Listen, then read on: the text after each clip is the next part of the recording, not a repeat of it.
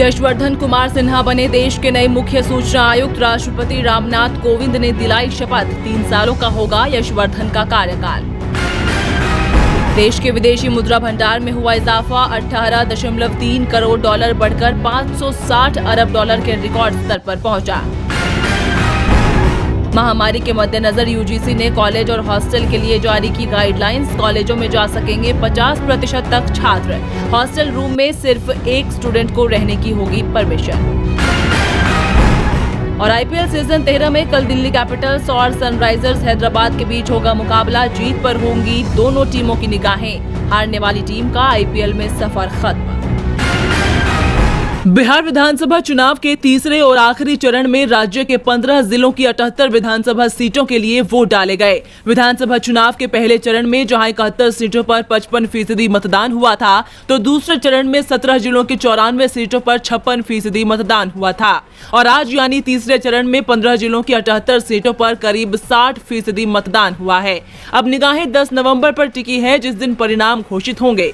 माना जा रहा है कि इस आखिरी चरण में जिस गठबंधन को बढ़त मिलेगी, राज्य में अगली सरकार बनाने में उसकी राह आसान होगी। यही कारण है कि सभी राजनीतिक दलों ने इस चरण की ज्यादा से ज्यादा सीटें हासिल करने के लिए जी तोड़ मेहनत की है। चुनाव के आखिरी चरण में सत्ताधारी एनडीए की तरफ से जनता दल ने 37, बीजेपी ने 35, विकासशील इंसान पार्टी ने 5 और हिंदुस्तानी आवाम मोर्चा ने 1 प्रत्याशी चुनावी मैदान में उतारा है। वहीं विपक्षी दलों के महागठबंधन में राष्ट्रीय जनता दल ने सबसे ज्यादा 46, कांग्रेस ने 25 और सीपीआई माले ने 5, सीपीआई ने 2 प्रत्याशी चुनाव मैदान में उतारे हैं। इसके अलावा लोक जनशक्ति पार्टी ने भी 42 प्रत्याशी उतारे हैं। राष्ट्रीय लोक समता पार्टी ने एआईएमआईएम और अन्य कई दलों के साथ गठबंधन कर सभी सीटों पर प्रत्याशी उतारे हैं। पप्पू यादव की जन अधिकार पार्टी का गठबंधन भी इस चरण में चुनावी मैदान में है। इस चरण के मतदान के लिए कांग्रेस के पूर्व अध्यक्ष राहुल गांधी, उत्तर प्रदेश के मुख्यमंत्री योगी आदित्यनाथ के अलावा कई केंद्रीय मंत्री मतदाताओं को आकर्षित करने के लिए चुनावी सभा कर चुके हैं, जबकि राजद के लिए तेजस्वी यादव ने कड़ी मेहनत की है। तीसरे और आखिरी चरण में नीतीश सरकार के 12 मंत्रियों का सियासी भविष्य दांव पर लगा है, तो महागठबंधन के भी कई दिग्गज नेताओं का राजनीतिक भविष्य तय होगा।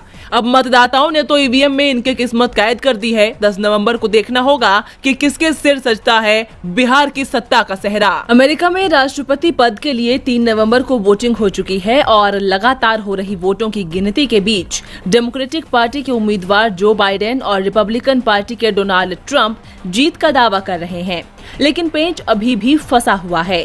इसी कड़ी में एक बार फिर जो बाइडेन ने कहा कि हमें 7 करोड़ से ज्यादा वोट मिले हैं, जो अमेरिका के इतिहास में किसी भी राष्ट्रपति उम्मीदवार को मिले वोटों से ज्यादा है। बता दें कि व्हाइट हाउस पहुंचने के लिए 538 इलेक्टोरल कॉलेज वोट में से 270 वोट हासिल करना जरूरी है। फिलहाल जो आंकड़े सामने आ रहे हैं, उनके मुताबिक बाइडेन को 264 इलेक्टोरल कॉलेज वोट मिले हैं, जबकि ट्रंप को 214 मिले हैं। कल तक जहां 4 मुख्य राज्यों पर राष्ट्रपति का भविष्य टिका हुआ था, तो उनमें से 3 राज्यों एरिजोना, जॉर्जिया और पेंसिल्वेनिया में जो बाइडेन ट्रंप पर बढ़त बनाए हुए हैं। इसी बीच बाइडेन ने कहा कि हम 24 सालों बाद एरिजोना और 28 साल बाद जॉर्जिया जीतने जा रहे हैं। बता दें कि बाइडेन पेंसिल्वेनिया में 20,000 से ज्यादा और जॉर्जिया में 1500 से ज्यादा वोटों से आगे हैं। इससे पहले डोनाल्ड ट्रंप ने चुनाव में बड़े पैमाने पर धांधली का आरोप भी लगाया है। तो अमेरिका की राष्ट्रपति पद की तस्वीर कब तक साफ होगी, इसके लिए अभी और इंतजार करना पड़ेगा।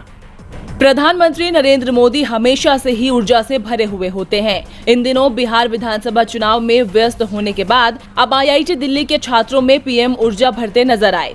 आईआईटी दिल्ली में 91वें दीक्षांत समारोह में प्रधानमंत्री मोदी मुख्य अतिथि के रूप में आमंत्रित थे, जहां उन्होंने छात्रों को आत्मनिर्भरता का महत्व समझाते हुए कहा कि ग्लोबलाइजेशन महत्वपूर्ण है, लेकिन इसके साथ साथ आत्मनिर्भरता भी उतना ही जरूरी है।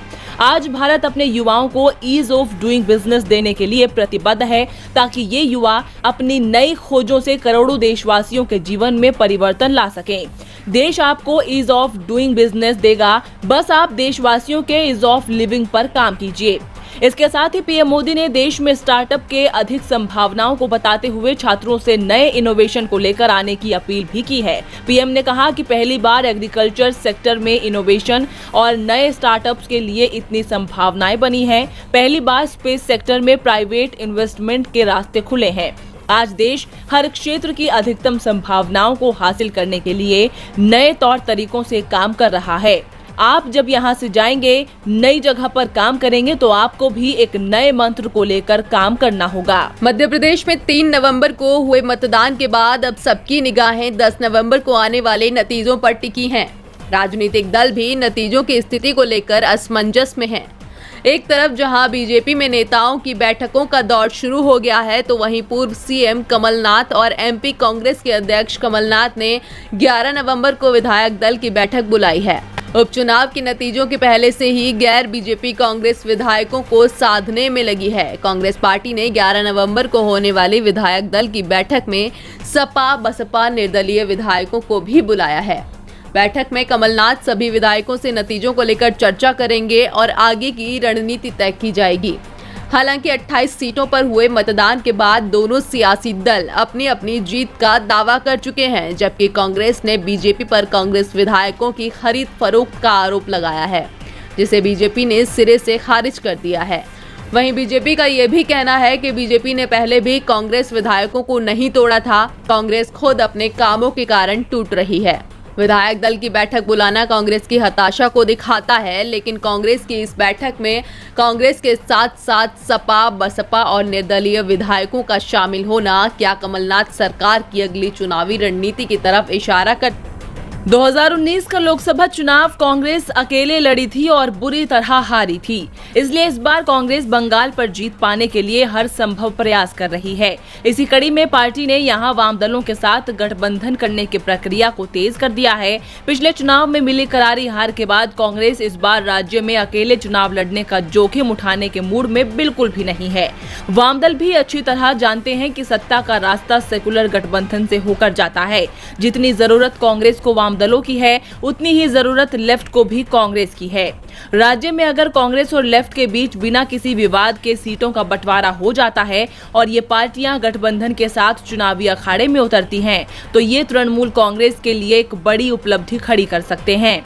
बंगाल में भारतीय जनता पार्टी की बढ़ती पहुंच भी किसी से छिपी नहीं है। ऐसे में तृणमूल को न सिर्फ बीजेपी से बल्कि गठबंधन का भी सामना करना पड़ेगा। अब कांग्रेस और लेफ्ट की ये जुगलबंदी कितनी कारगर साबित होती है, ये तो आने वाला वक्त ही बताएगा। हाल ही में आरबीआई ने आंकड़े जारी किए हैं, जिसमें बताया गया है कि अक्टूबर महीने में बैंकों के ऋण में 5.06% की वृद्धि हुई है, जिसके बाद ये 103 लाख करोड़ रुपए तक पहुंच गया। साथ ही इस दौरान बैंकों की जमा राशि भी 10.12% बढ़कर 142 करोड़ रुपए हो गई।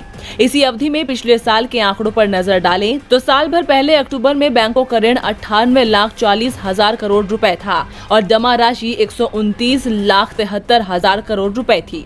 आंकड़ों के अनुसार 9 अक्टूबर 2020 को खत्म पिछले पखवाड़े में बैंक ऋण में 5.66% और जमा राशि में 10.55% की वृद्धि हुई है। वहीं सितंबर 2020 में गैर खाद्य बैंक ऋण की वृद्धि दर घटकर 5.8% रही, जबकि पिछले साल सितंबर महीने में 8.1% थी।